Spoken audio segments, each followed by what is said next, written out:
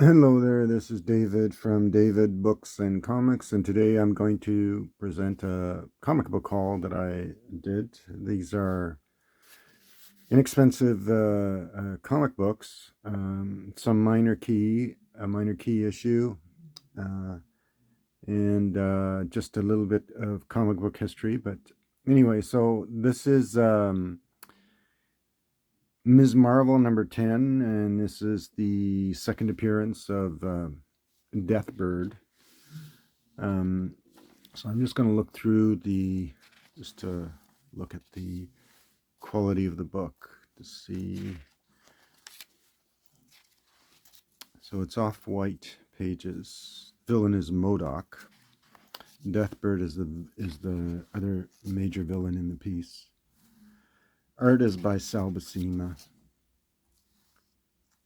So you can see it's all action-packed. I think at this point, Carol Danvers, who's the character Ms. Marvel, is still working for the magazine. I think it's edited by J. Jonah, but I'm J. Jonah Jameson. All right, so that's number 10. That's a filler issue for me because I don't have number 10. And this is number 20. And number 20 is, and this is a little, I'd say a 4 or 4.5 or a mid-grade Ms. Marvel. And this is the first Ms. Marvel in her new costume. The writer is Chris Claremont. The artist is Dave Cockrum. Bob Wysek is the inker. So it's a nice cover and good costume. It's the one she pretty much currently still has in the Carol Danvers incarnation.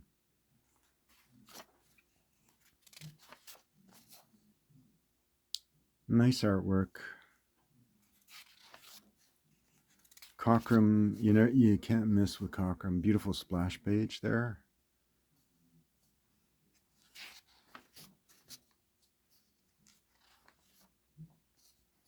And there's the Hulk. I think that's the magazine. Doug Monk, Ron Wilson. I think that's the magazine.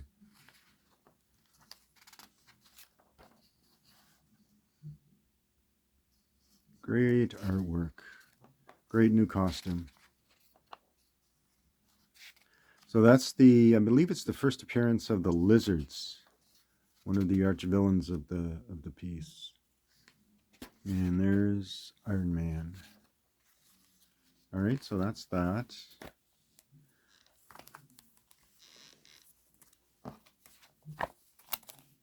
And then we have issue number 21. That's the follow-up issue, second appearance of the Lizards. And it's Claremont, Dave Cockrum, and Al Milgrom who did the artwork.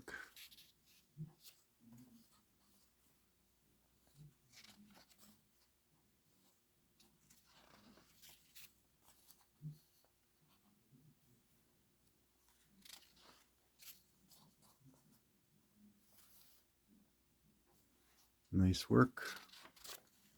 And then we have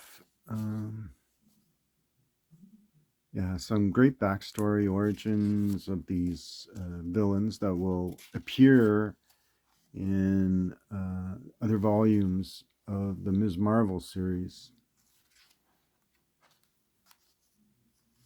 And there's an ad for Victor Von Doom in the cartoon. And the cartoon is not that impressive, but anyway.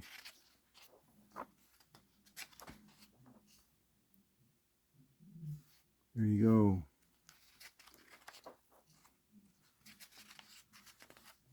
Alrighty. There's Ms. Marvel.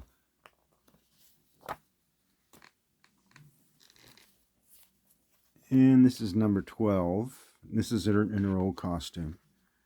And it's Sal Buscema, Joe Sinnott doing the artwork. Joe Sinnott being a long time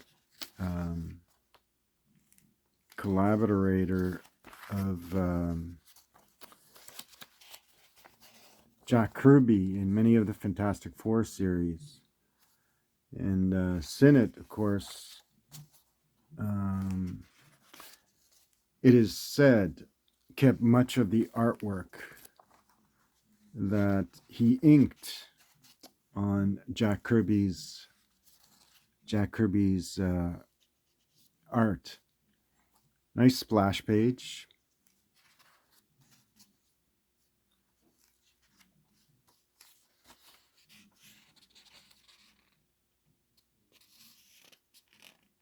All right. So this one's okay. Complete story. Well, this helps to put a dent on my Ms. Marvel collection. I have the major keys, including number 1 and the first appearance and cameo appearances of Mystique. And this is an Iron Man issue. This is number 186.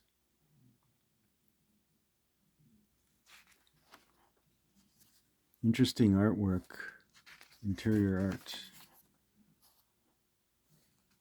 Atypical of Iron Man, there's quite a soap opera background. It features the first appearance and origin of Vibro.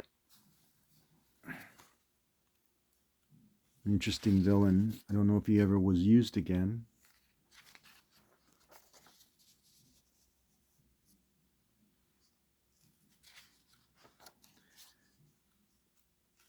This is Iron Man in his tried and true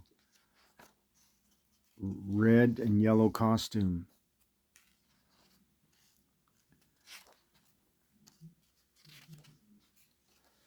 All right.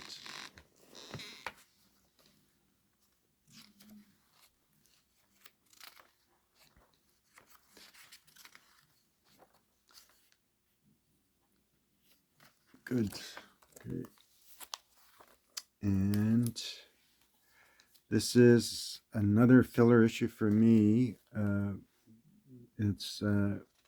working on my run of Power Man and Iron Fist. I have 3/4 of the issues, starting from I start my collection of Power Man Iron Fist in number 48, which is the first meeting of Luke Cage and Danny Rand, Iron Fist and Power Man. This one features, I should say the name of the artist. It's Dennis Cohen, and Carl Potts is the inker. Denny O'Neil is the scriptwriter. It features Moon Knight in a supporting appearance. Beautiful artwork. I like the art. So that's Dennis Cowan.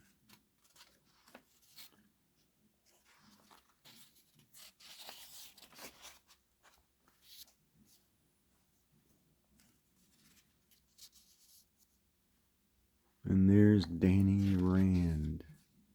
That looks like, is it Jaren Hogarth? No, it's okay. I haven't read the issue.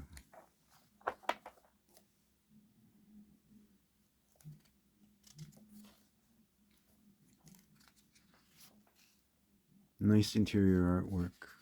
Quite unique. That's why the series was quite successful. It ran for quite a long time. All right.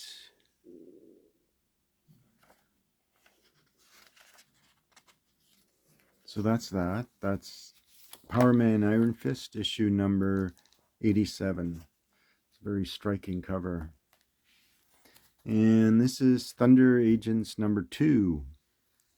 And this is the second appearance of Dynamo in the Tower Comics Thunder Agents.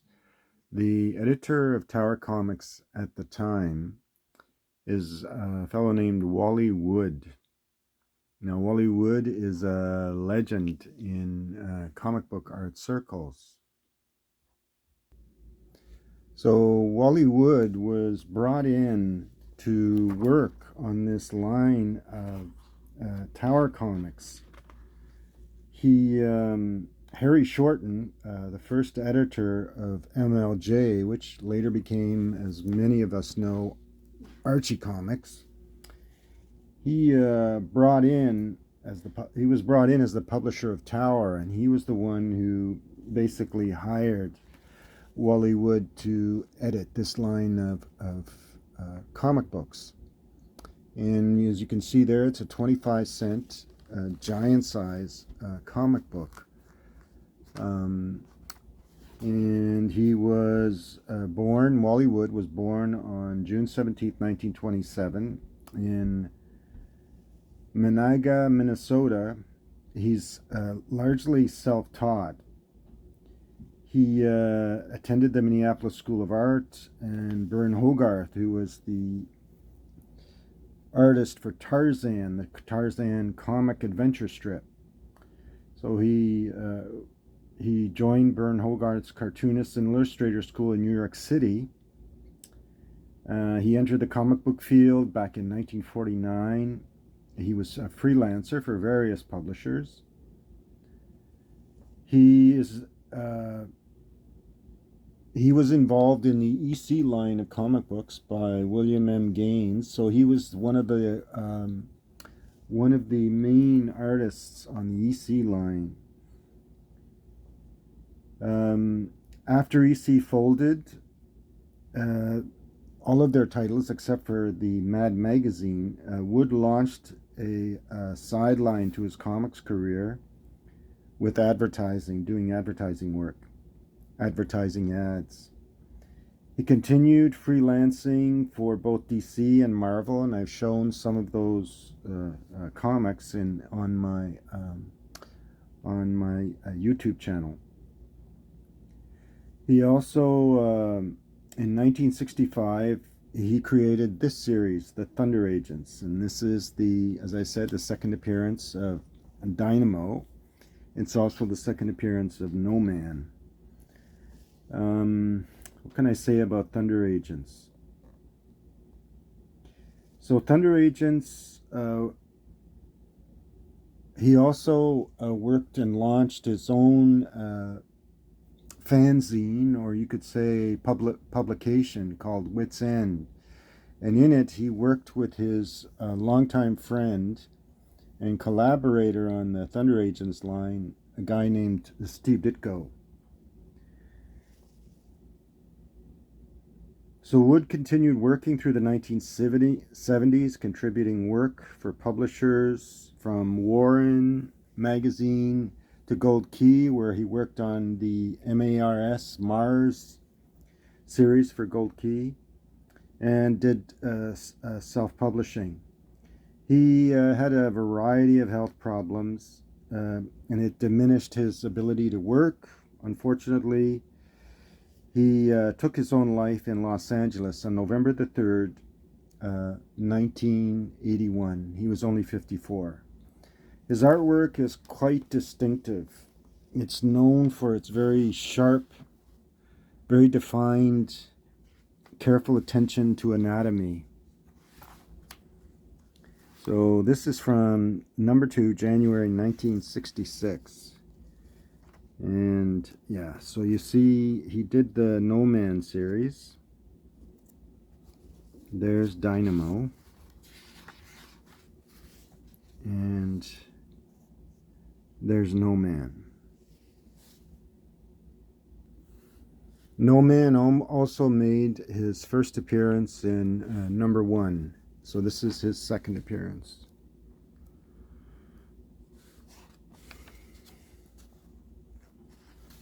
So, beautiful artwork. He was always very detailed with his anatomy, with his paneling, with his sense of storytelling. This is Menthor, also first appeared in issue number 1. This is his second appearance.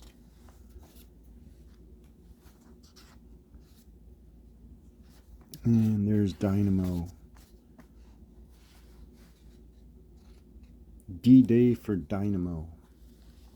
Anyway, so there you go, from 1966, the Thunder Agents. And Thunder stands for the Higher United Nations Defense Enforcement Reserves. All right.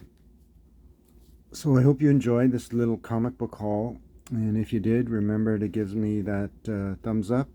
Thanks everyone for your subscriptions. The channel continues to grow. And as always, feel free to comment. Thanks. Bye.